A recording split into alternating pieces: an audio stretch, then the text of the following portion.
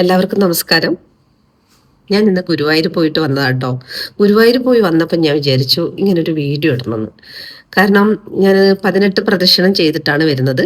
അപ്പം 18 പ്രദക്ഷിണം ചെയ്യുമ്പം അവിടെ ഉണ്ടായ ചെറിയ ചെറിയൊരു വിഷമങ്ങൾ അത് ഗുരുവായൂരപ്പൻ്റെ അടുത്ത് ഞാൻ പറഞ്ഞിട്ടുണ്ട്. എന്നാലും നമ്മളെ എന്താ പറയുക, മാറ്റങ്ങൾ ഒരുപാട് വന്നുകൊണ്ടിരിക്കുകയല്ലേ നമ്മളെ കേരളത്തിൽ, അല്ലേ?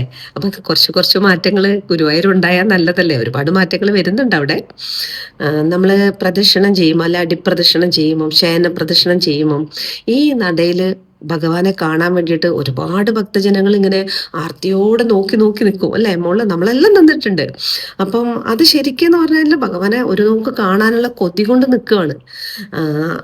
ആ സമയത്ത് ഈ അടിപ്രദക്ഷിണം ചെയ്ത് വരുന്ന ആളുകൾ, അല്ലെ ശയന പ്രദക്ഷിണം ചെയ്ത് വരുന്ന ആളുകൾക്ക് ഉണ്ടാവുന്ന ഒരു ബുദ്ധിമുട്ട്, അവര് ഇങ്ങോട്ടേക്ക് കയറണമെങ്കിൽ ഇവിടെയുള്ള ആളുകൾ ഒഴിയണം. ആളുകൾക്ക് അങ്ങോട്ട് വയ്യ, ഇങ്ങോട്ട് വയ്യ, അങ്ങോട്ടും ഇങ്ങോട്ടൊക്കെ ആയിട്ട് അവർ ഭയങ്കരമായിട്ട് ബുദ്ധിമുട്ടിക്കൊണ്ടിരിക്കുകയാണ്.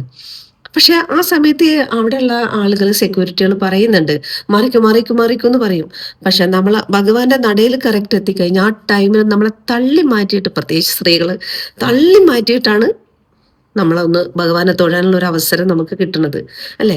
അപ്പം ഈ ഒരു സ്ഥലത്ത് അവരതുപോലെ ഒരു സ്ട്രിക്റ്റ് വെച്ചാൽ ഈ ശയന പ്രദക്ഷിണമൊക്കെ ചെയ്യുന്ന ആളുകൾക്ക് നല്ലൊരു കാര്യമായിരിക്കില്ലേ?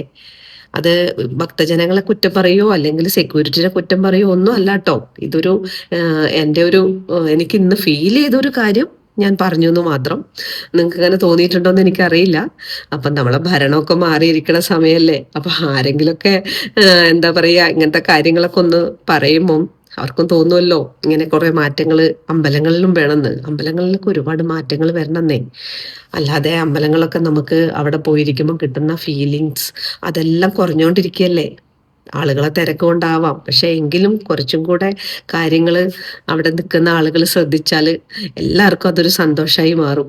അപ്പം ഗുരുവായൂരപ്പൻ തന്നെ അത് ചെയ്യട്ടെ, അല്ലേ? Okay, bye, thank U.